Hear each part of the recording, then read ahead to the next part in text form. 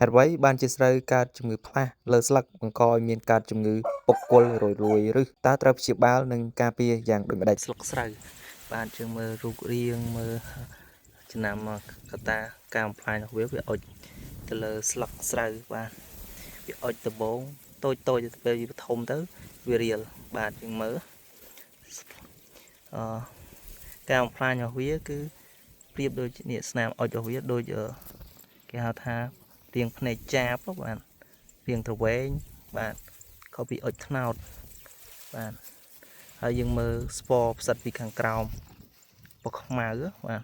សារវាអត់ទាន់ក្រៀមយើងអត់បានថ្នាំព្យាបាលបាទហើយជំងឺផ្លាស់នេះកើតឡើងនៅពេលដែលស្រូវរបស់យើងវាខ្ចីទៅបាជីរួចបាទហើយស្រែនេះកសិករគាត់ថាគាត់ទៅបាជីរួចបាន5ថ្ងៃទេហើយដោយសារបាជីហើយគាត់អត់បានបាញ់ថ្នាំការពារ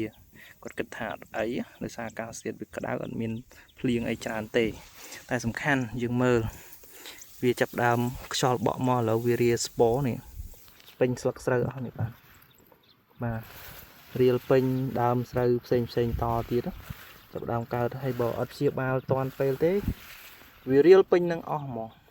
ហើយវាវិវត្តទៅជាធ្ងន់ធ្ងរទៅធ្វើឲ្យឆ្លងគេហៅថាប្រភេទបាក់តេរីមួយទៀតគឺពុកគល់រយរឹសបាទវាធ្វើឲ្យពុកគល់រយរឹសនេះបាទត្រូវស្រូវយើងពុកគល់រយរឹសបែបហ្នឹងឯងអាហ្នឹងជាកសិករយើងពេលដែលគាត់បាញ់ជំងឺផ្លាស់ជាហើយប៉ុន្តែនៅពេលខ្លះនៅជួបបញ្ហាពុកគល់រយរឹស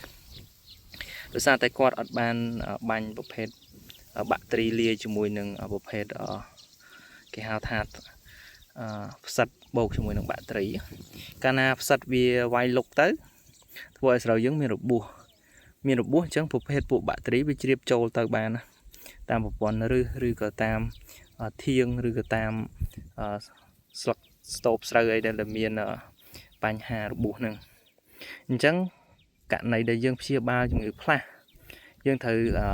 បាញ់បូកជាមួយនឹងប្រភេទបាក់តេរីរួមគ្នាទី1ប្រភេទថ្នាំដែលប្រសិទ្ធភាពក្រៀមលឿនគឺ Isopropylen បូកជាមួយនឹង 3-cyclazole អញ្ចឹងពីរសារធាតុនេះយើងបូកចូលគ្នាទៅទី1 Isopropylen វាកម្ចាត់ផ្ទាល់លឿនទី2សារធាតុ 3-cyclazole វាជំនាញ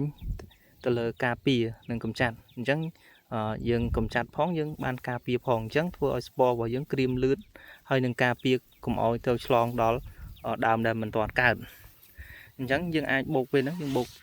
ជាមួយនឹងបាក់តេរីចូលមុខទៀតដែលជំនាញទៅលើបុគ្គលលួយរឹសហ្នឹងគឺសារធាតុ Pronospol វាជំនាញខ្លាំងទៅលើពួកបាក់តេរីលួយគល់ពុករឹសបាទយើងមកស្រូវកាត់ច្រើន